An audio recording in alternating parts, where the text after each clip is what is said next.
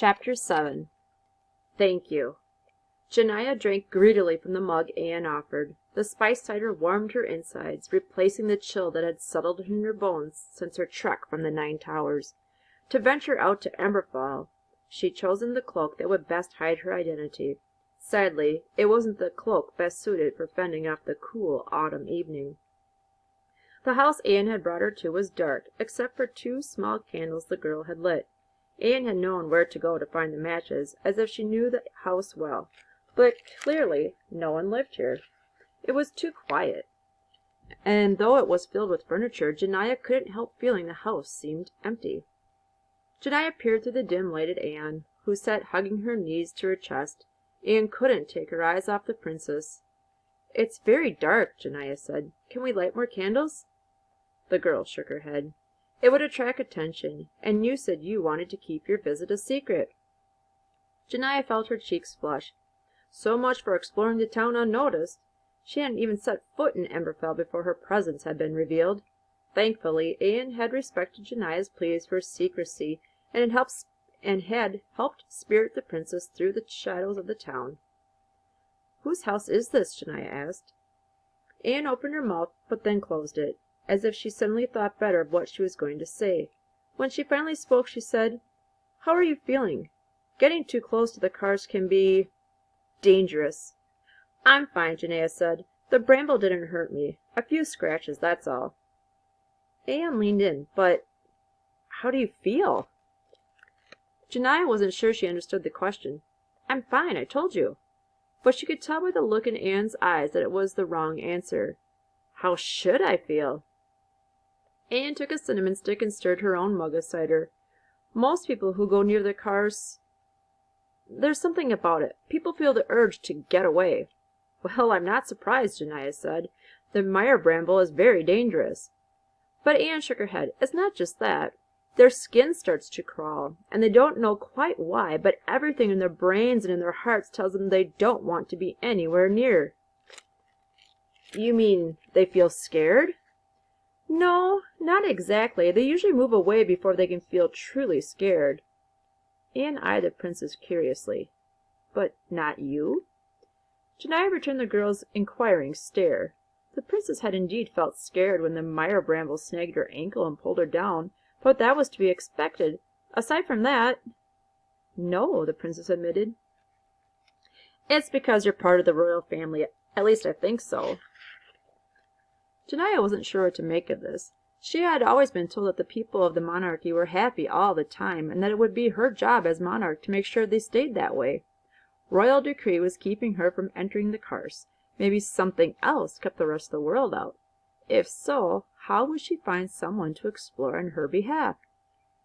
"You talk about it as if the cars had some sort of power over the people." Janiah spoke calmly, but her heart thundered with hope. Was she right? Was there magic in the cars? "You could say that," Anne said. "There's a reason everyone avoids it." "You didn't," Janiah said. "You didn't even hesitate to help me." The girl looked away, almost as if she were ashamed. Then she said, I was so sorry to hear about the Queen. She's always been so good and kind." Janiah studied Anne carefully. She couldn't remember anyone who wasn't royalty, ever offering her condolences before. Janiah was beginning to suspect that, even if the curse was able to drive people away, this girl wasn't easily influenced. "Thank you," Janiah said. "If the curse is so strange, I was fortunate you came along." "How long will you be in Emberfell, Your Highness?" Anne asked. Janiah's lips pulled back. Her plan involved coming to Emberfall to seek someone who would enter the cars and report back to her. But that was all she had. She found herself wishing now that she spent more time considering how to do that. "You seem to know a lot about Dreadwillow Ch," the princess said. Anne shrugged. "Everyone around here knows about the mire bramble." "Do you know what's inside the cars?" The girl stared into the flames. Is it illegal to go in there?" Janiah shook her head, puzzled. This brave girl, who'd rescued her only a short while ago, suddenly seemed almost scared. But that wasn't possible. Was it? No, not at all, Janaya answered. You see, I came to Amberfell to find out what's in the cars. Can I trust you, Anne? The girl nodded. Janaya folded her hands and told the story of the ancient warning and the dire consequences that would follow she entered the cars. She explained how she didn't feel she could be a proper queen until she understood what was so dangerous about it. Anne listened closely. When the princess was done speaking, she said, "The warning says no monarch can enter the cars. But you're not the monarch yet. You could enter if you wanted." Janaya held up the opal ring on her finger. "Once I become Queen Ascent, I become the monarch by royal law. My coronation after my mother's death will be a formality, the event that confers on me the title Majesty. So I'm here to find someone else who will explore the cars for me and learn its secrets. I need someone who—" "I'll go." Anne hadn't even hesitated. The princess smiled.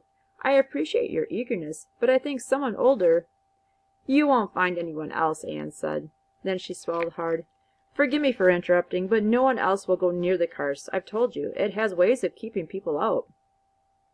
Janaya studied the girl, whose eyes had filled with something familiar. Hunger, Janaya thought. "But then, how could you go?" Anne said flatly, "Because I've been in there before."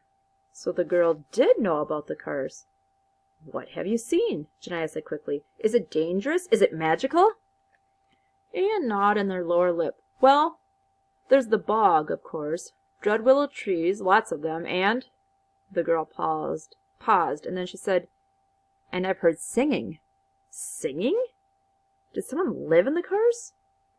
"I don't know where it comes from," Anne admitted. "It might just be the wind in the trees, but I've always wanted to find out.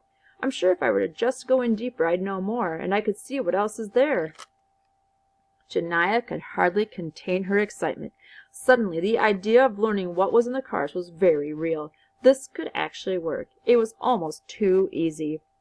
And as quickly as she'd gotten her hopes up, they crashed down around her. Yes, too easy. The more real the possibility of success became, the more Janaya's plan seemed foolish. How could she ask a girl her own age to do something so dangerous? The Meyerbrand alone suggested that Dreadwillow Cars was more perilous than she'd first imagined, possibly even deadly. "I appreciate your offer, but I didn't think this through. I'm sorry. I must return to Nine Towers. Please don't tell anyone I was here." She started to leave. "You need my help, Princess," Anne said, her voice insistent but also pleading. "You won't find anyone else who can, I promise you. And if I don't help you, you'll never know what's in the cars. I can do this." Janaya wished she had just taken the cider, thanked the girl for her help, and gone off in search of someone else. But Anne had ignited something in the princess. Singing. The girl had heard singing. Janaya had to know where it came from. And if she looked for an adult, there was every chance whoever she found would report back to Nine Towers and tell the queen what Janaya was doing. She couldn't have that. Anne, at least, seemed trustworthy, and if the girl's knowledge of the Meyerbrand was any indication, she surely was clever enough to avoid the Carse's other dangers. The princess removed the clasp on her cloak, a jeweled medallion with bronze and chrome framework shaped like a falcon in flight, and handed it to Anne. "The royal crest. If anyone questions you, show them this. It says that you are my emissary and act on behalf of the monarchy. This will give you entry anywhere." Anne held the crest tight to her heart. "I'll need some time to prepare," she said. 2 days. Then I'll go. I'll send letters to the castle and tell you what I find." "When I have all the information I need," Janaya said, "I'll issue a royal proclamation praising your loyalty and bravery. Your name will be celebrated." I don't want praise," Anne interrupted, "or money or glory. If I do this for you, you must do something for me." Janaya blinked. No one had ever demanded anything from her before. "And what's that?" The girl regarded her, stone-faced. "Return my father to me." Janaya suppressed a smile. So that was why the girl had been so keen to help. Anne didn't want just any reward. There was something she needed in return. Intrigued, the princess said, "Tell me more." The two girls spoke for hours, weaving a web of promises and whispers. In no time they were exchanging stories of their lives and laughing like the oldest of friends. The princess saw a kindred spirit, daring and inquisitive, with the ability to do and feel things no commoner should be able. And Anne saw a girl who would soon be alone in the world. With every hour that passed, another link was added to the bond between them. They could feel it. Before they parted ways, each swore to help the other, and each told the other a lie. The end of chapter 7.